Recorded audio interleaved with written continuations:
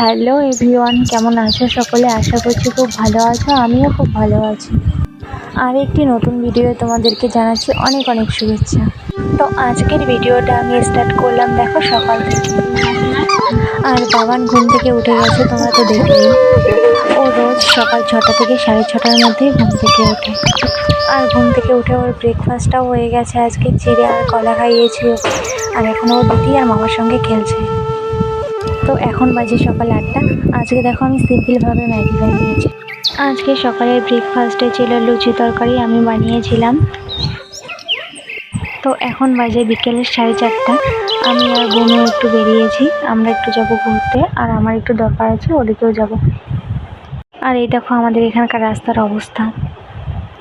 তো আমরা আমাদের স্কুলের পাশ দিয়েই যাচ্ছিলাম। তো আমি এই স্কুলে পড়াশোনা করতাম। তো আমাদের স্কুলটা একবার তোমাদেরকে দেখিয়ে দিলাম। তোমরা অনেকেই হয়তো স্কুলটা দেখে চিনতে পারবে এটা কোন। আরেকদিন তোমাদেরকে পুরো স্কুলটা ঘুরিয়ে দেখাবো। আজকে একদমই টাইম নেই, আমরা যেখানে যাচ্ছিলাম সেখানকার জন্য লেট হয়ে যাচ্ছিলো। তো তাড়াতাড়ি তো এখানে বুনু কয়েকটা ড্রেস নিতে, তাই এখানে দোকানে এসেছি। ফ্যান্সি শাড়ি আছে, আর এগুলো শাড়ির যদি ম্যাচিং জিনিস পাওয়া যায় তাহলে কিন্তু আরো বেটার লাগবে। আর এই যে এখানে বাবানকে দেখো, দিব্যি দোকানে বসে খেলা করছে। একটু ও কিন্তু বাইরে বেরোলে সেরকম দুষ্টামি করে না, কিন্তু আজ এরকম দুষ্টামি করছে, আমারই রাগ হচ্ছে। আজ ভীষণ পরিমাণে দুষ্টামি করছে, আর কোথাও বসেও থাকছে না। যদি আর এই হচ্ছে আমি, আজকে এত গরম পড়েছে, পাগল পাগল লাগছে আমাকে। আর বাবান একদমই করে থাকছিল না, দেখো বসে শাড়িগুলো নিয়ে খেলা করছিল। আরও কান্না করছিল বলে দোকানদার দেখো এই শাড়িগুলো দিয়েছে সেটা করার জন্য, আরও খুব খুশি। আর এখন সন্ধ্যের দিকে মন্দিরে আরতি হচ্ছিল, যেহেতু আজকে সোমবার ছিল, শ্রাবণ মাসের শেষ সোমবার। এখানে পুজো হয়েছিল, সারাদিন খুব ভিড় ছিল এখানে। আমাদের আসার কথা ছিল, বাট আমরা একটু প্রবলেমের জন্য আসতে পারিনি। তাতে কি হয়েছে, বুনুকে বললাম যে চল রাতের বেলা একটু ঘুরে আসি মন্দির থেকে, তাই চলে আসলাম মন্দিরে। তো দেখো মন্দিরের লুকটা রাতে পুরো ফাঁকা হয়ে গেছে, সারাদিন কিন্তু প্রচুর ভিড় ছিল এখানে।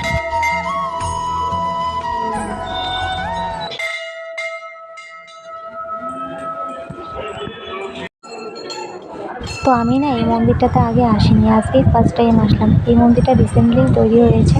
আগে আমি যখন এখানে টিউশন পড়তাম তখন এখানে ছিল না। তো দেখো মন্দিরটা উপর থেকে একদম সিঁড়ি বেয়ে নিচে নামতে হয়, তারপর আবার নিচ থেকে উপরে সিঁড়ি বেয়ে উঠতে হয়। তো চলো সবাইকে দেখাই।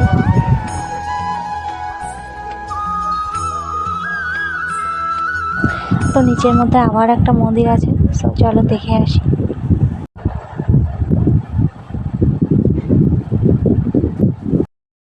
সো বন্ধুরা, তোমাদের যদি আমার ব্লগটি ভালো লেগে থাকে অবশ্যই লাইক কমেন্ট দিয়ে আমার পাশে থাকবেন।